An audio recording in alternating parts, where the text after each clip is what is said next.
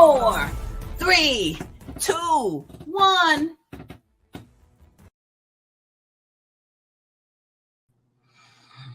All right, it must be Thursday because you are here listening to J.E.D.I Lunch Break Live, Justice, Equity, Diversity, and Inclusion Strategies and Insights in 15 minutes or less. And we are back again for another round.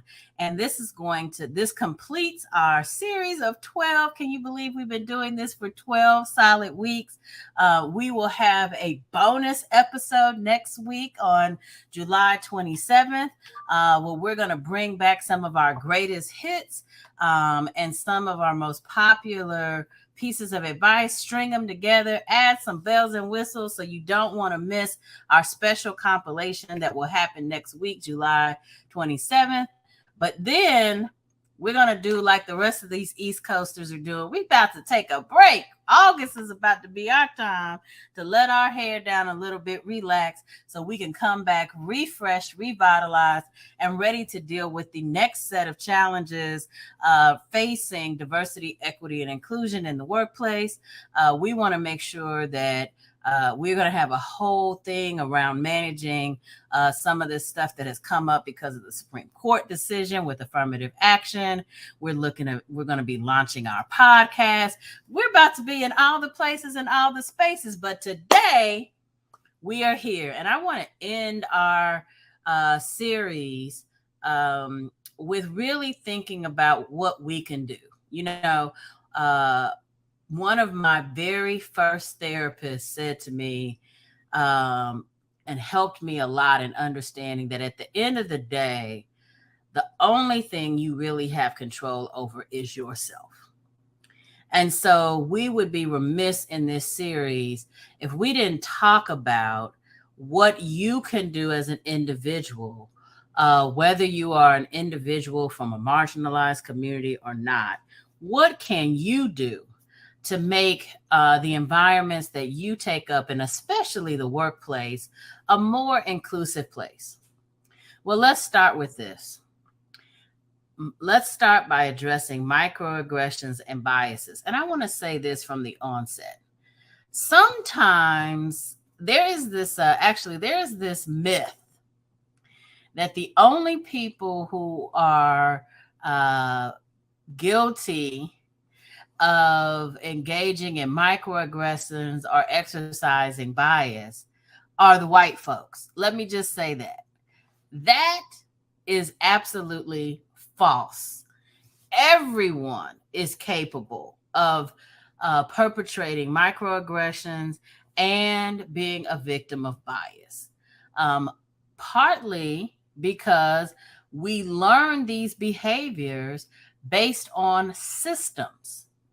That's why we talk about racism, sexism, because it's not just the individual, it's the systems that help to create these attitudes and behaviors.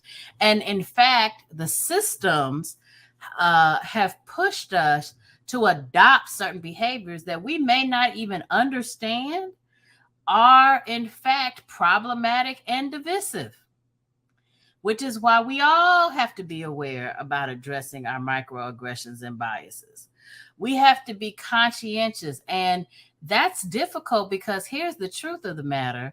Sometimes those actions of bias and microaggressions are intentional.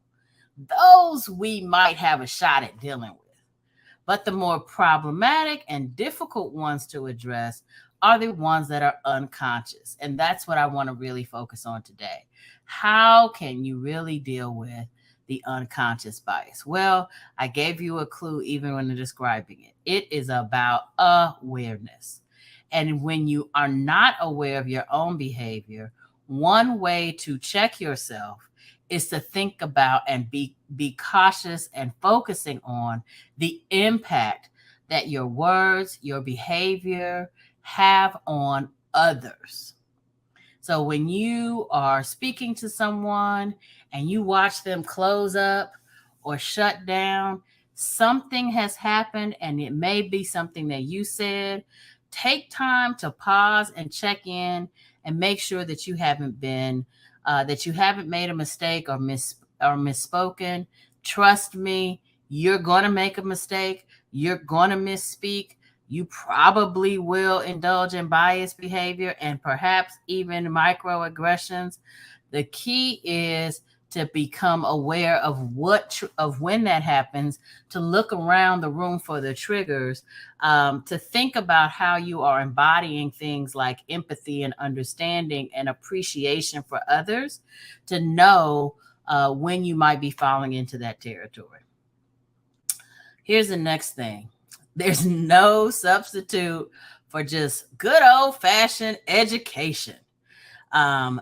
Encourage and push yourself to learn more about the systems. Heck, you're a part of education right now just by watching us here on J.E.D.I Lunch Break Live.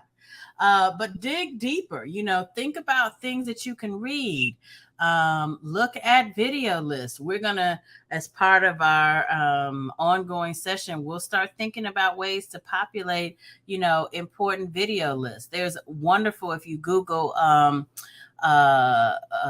there's a bunch of series that deal with 21 days to racial equity, and they're full of multimedia experiences, from blog posts to videos, to even books, lectures, and series that can give you information that will help you think about things like that will help you think about how you can raise and increase your knowledge, increase your understanding of how systems work and how people respond to those systems. And then finally, and this is probably the most important one, all of us are leaders. All of us are leaders just because we show up and we accomplish things. We all have a sphere of influence and a span of control. And in that, probably one of the most important things that you can do is lead by example. Think about the way that your behavior and your words, the way in which you choose to spend your time, thinking about things like active listening and valuing perspectives and promoting a respectful environment. How does that encourage others to do the same? When people look at you and are around you, do they feel empowered? Do they want to share? Are they open to talking with you? Do your comments open people up or shut people down? Are you seen as someone who creates coalition or divides and segments people? You, just being you, can have a huge influence. And let me end with this. There's always an opportunity to get better. None of us are perfect. Trust me. Even me, the J.E.D.I master, makes mistakes every single day. And I know that I too come with microaggressions and bias. I am constantly trying to educate myself and become more aware. But most importantly, it is my life's mission to lead by example. My goal is to help you be a part of creating an inclusive environment, but it is an ongoing process.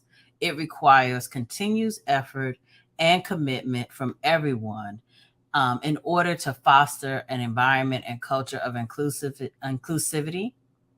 But as with everything else in your life, it starts with you. Can you believe it's been 12 weeks? This is going to wrap up our current season, if you will, of our J.E.D.I Lunch Break Lives. We're going to take a break for August. Please come back next week, though, for our special wrap-up compilation of all of our best advice and tips before we take our August break. It's been so much fun hearing from you, sharing perspectives. We will still be on the lookout for questions. We'll be happy, and we'll be bringing those answers back when we come back in the fall. So feel free to continue to send your queries to jedi@holidayadvisors.com. And as always, like, follow, share, and subscribe to all of our social media channels. That's an excellent place to keep up with us. And also find new and exciting tips on how to promote justice, equity, diversity, and inclusion strategies in your place of work. See you soon.